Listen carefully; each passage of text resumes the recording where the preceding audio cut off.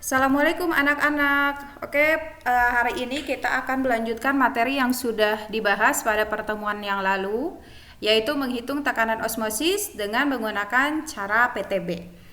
Hari ini Ibu akan melanjutkan pembahasan soal lanjut ke nomor 3. Kita lihat contoh soal nomor 3.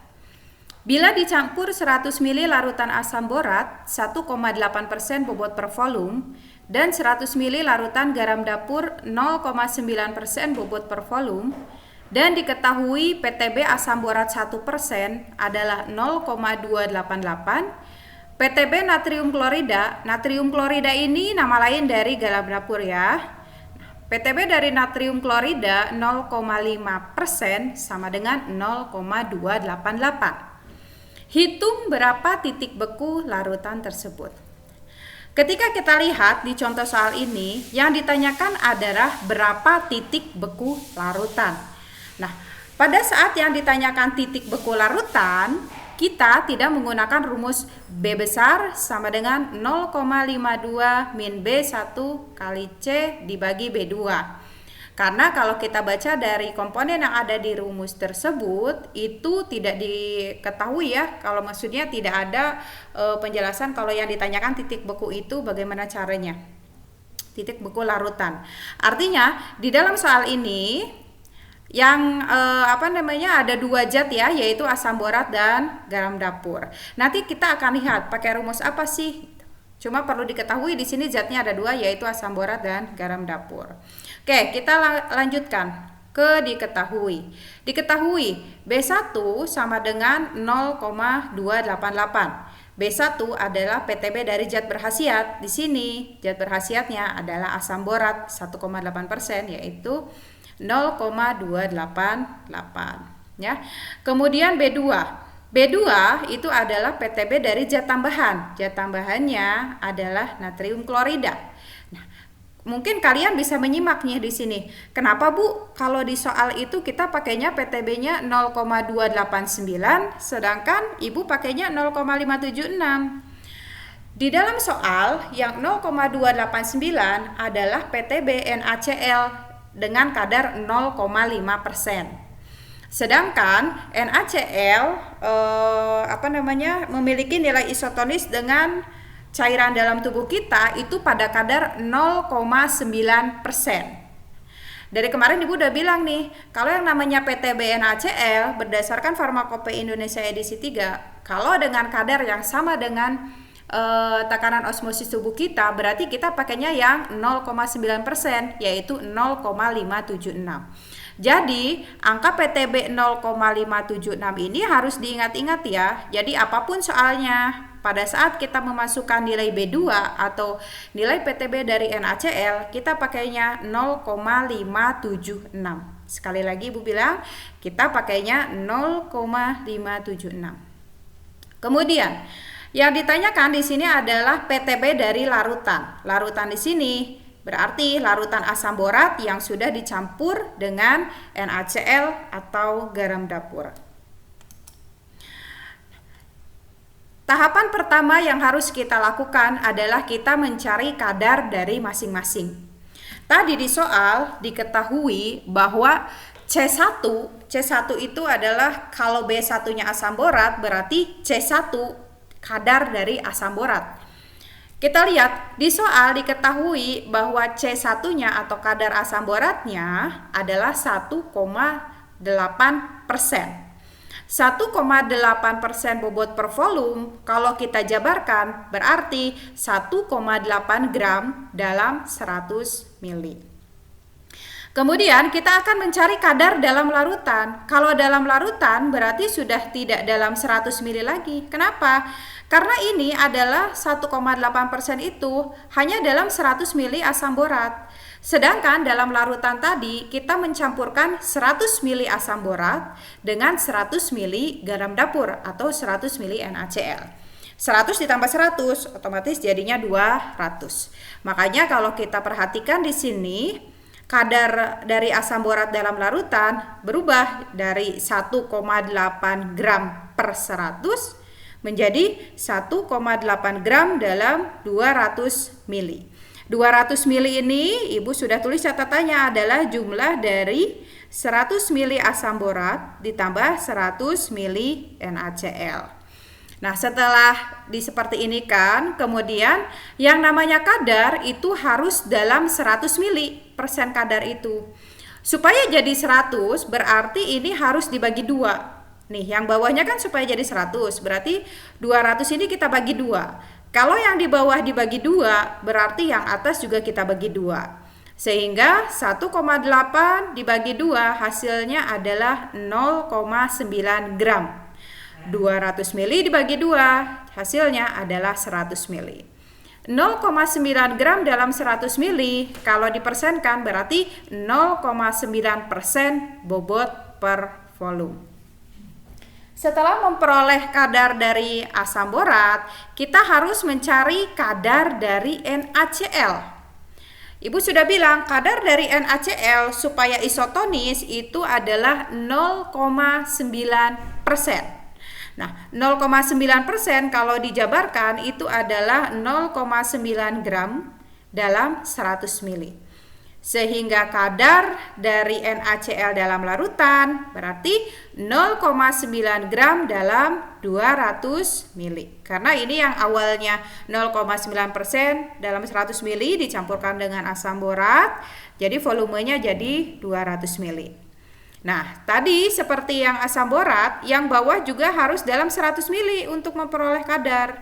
Jadi yang bawah 200 ini dibagi 2, hasilnya adalah 100. Yang 0,9 gram dibagi 2, hasilnya adalah 0,45 gram. Sehingga C2 atau kadar dari NaCl dalam larutan adalah 0,45%. Kita lanjutkan. Yang ditanyakan di soal adalah PTB larutan. PTB larutan rumusnya adalah B1 kali C1 ditambah B2 kali C2. Kalau zatnya ada 3, berarti kita tinggal tambahin aja nih di sampingnya, ditambah B3 kali C3. Kalau zatnya ada 4, tinggal ditambah B4 dikali C4. Karena zatnya ada 2, yaitu asam borat dan NaCl, berarti rumusnya cukup hanya begini saja. Kita tinggal masukin nih. B1 nya tadi di soal sudah diketahui, yaitu 0,288. C1-nya adalah kadar dari asam borat. Tadi kadar bukan yang 1,8, tapi yang sudah kita hitung. C-nya adalah 0,9. Kemudian B2 adalah PTB dari asam borat, dari NaCl, yaitu 0,576. Kemudian C2 adalah kadar NaCl dalam larutan, yaitu 0,45. Sehingga 0,288 dikali 0,9 hasilnya adalah 0,2592. Kemudian 0,576 dikali 0,45 hasilnya adalah 0,2592. Hasilnya dijumlahkan nih. Hasilnya adalah 0,52 derajat Celcius. Berarti PTB, ingat kalau yang ditanyakan PTB penurunan titik beku satuannya adalah derajat Celcius.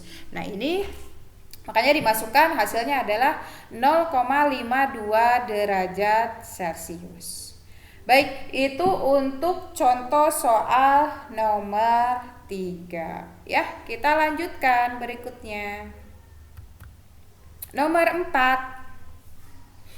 Jika diketahui penurunan titik beku air yang disebabkan oleh 1% vitamin C, nama lain dari vitamin C adalah asam ascorbat, ya. Dari vitamin C adalah 0,10 derajat Celcius. Hitunglah berapa vitamin C yang dibutuhkan untuk membuat 500 ml larutan vitamin C. Kalau kita lihat, sebetulnya nomor 4 ini mirip dengan nomor 2. Ya, cuma kalau nomor 2 itu yang diketahui gram dari zat berkhasiat, yang ditanya mili. Kalau ini kebalikannya, yang diketahuinya mili, 500 mili, yang ditanyakan adalah berapa gram vitamin C yang dibutuhkan. Nah, kalau mengacu kepada contoh soal nomor 2, ini pakai rumus yang sudah Ibu kasih, yaitu B sama dengan 0,52 dikurangi B1 dikali C dibagi B2. Lanjut, kita tulis nih diketahuinya. Diketahui B1 adalah PTB dari zat berkhasiat. Di sini zat berkhasiatnya adalah vitamin C. Vitamin C PTB-nya 0,10. Makanya dimasukin nih. B1 sama dengan 0,10. B2 adalah PTB dari zat tambahan. Tuh ya, bisa dilihat sama kalian semua. Bukan kadang-kadang, sering sekali di soal itu PTB dari NaCl tidak diketahui. Makanya berulang kali Ibu bilang bahwa PTB dari NaCl itu harus dihafalkan, yaitu 0,576 ya. Jadi ini angka B2 harus diingat-ingat. Kemudian yang ditanyakan adalah jumlah vitamin C untuk membuat 500 ml larutan. Yang ditanyanya kalau ada larutan 500 ml, berapa gram sih vitamin C yang dibutuhkan? Oke, kita lanjutkan. Masukkan tuh ke rumus. B besar sama dengan 0,52 dikurangi B1 dikali C dibagi B2. Supaya larutan isotonis seperti yang Ibu bilang, nilai B ini harus 0. Kemudian kita masukkan tuh 0,52 dikurangi 0,10 dikali C.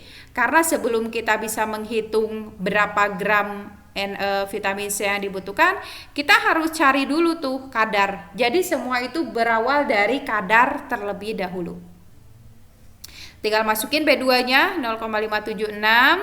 0,576 dikali 0 ke sini naik ke atas, kemudian 0,52 dikurangi 0,10 dikali C. 0 sama dengan 0, ini 0 itu 0 dikali 0,576. 0 dikali berapapun hasilnya adalah 0. 0,52 dikurangi 0,10 C. Yang ditanyakan adalah C, makanya C harus pindah ruas ke sini supaya hasilnya positif.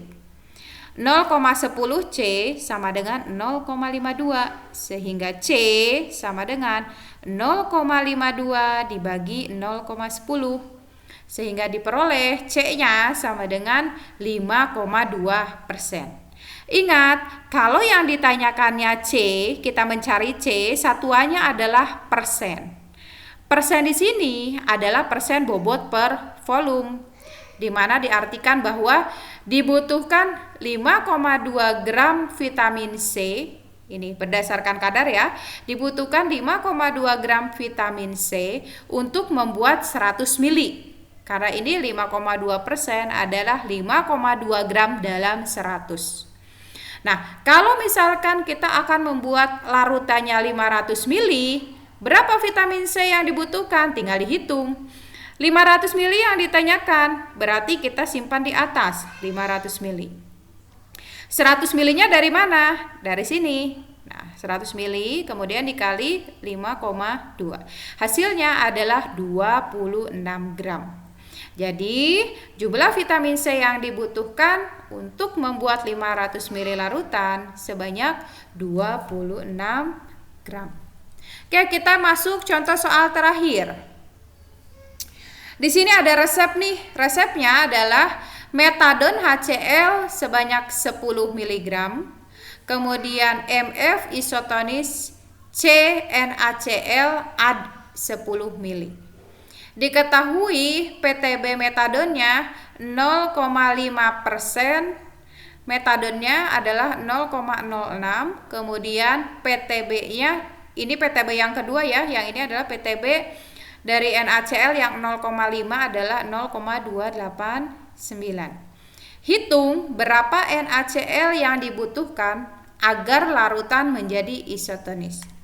Nah, lihat ya, di sini yang ditanyakan adalah hitung berapa NaCl yang dibutuhkan. Berarti kita kalau balik lagi ke rumus, yang ditanyakan adalah B besar.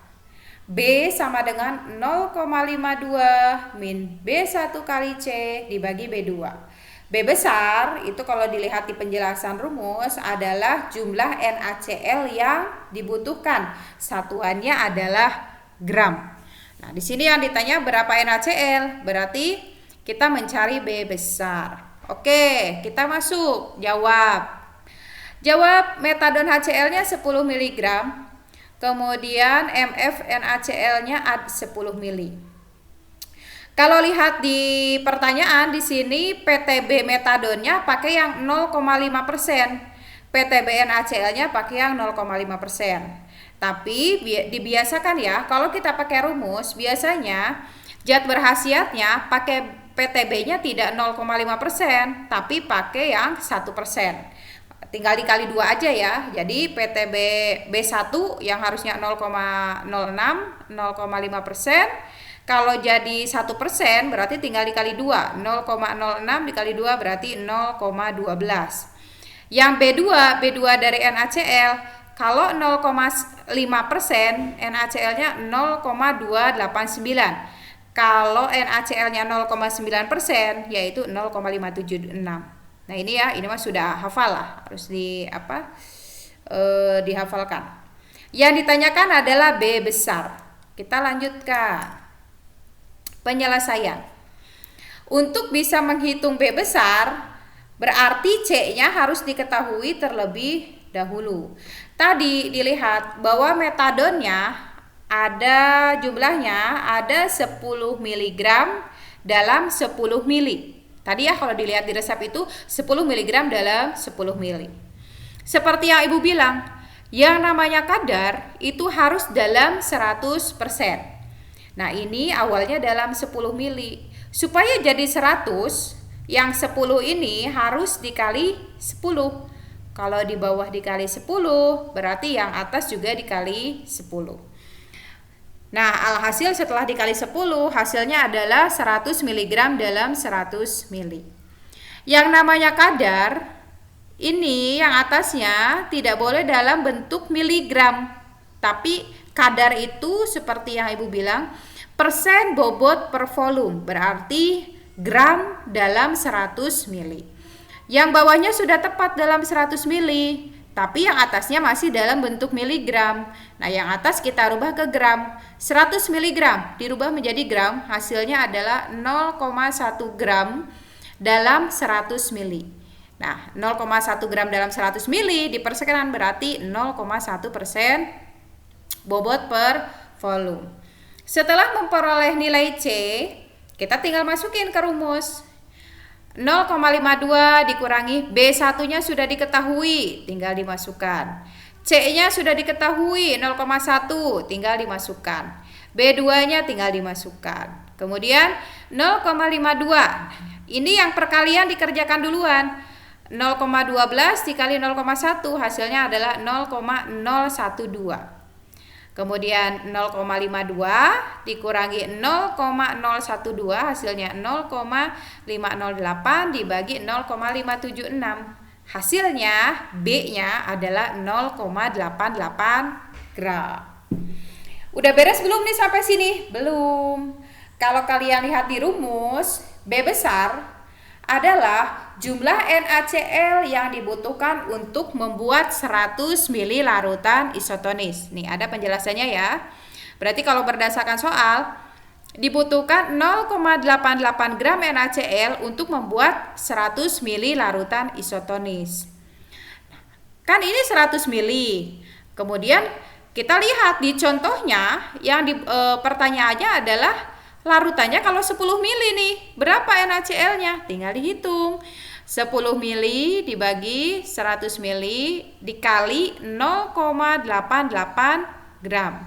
Sehingga hasilnya adalah kalau berdasarkan resep berarti jumlah NaCl yang diperlukan adalah 0,088 gram.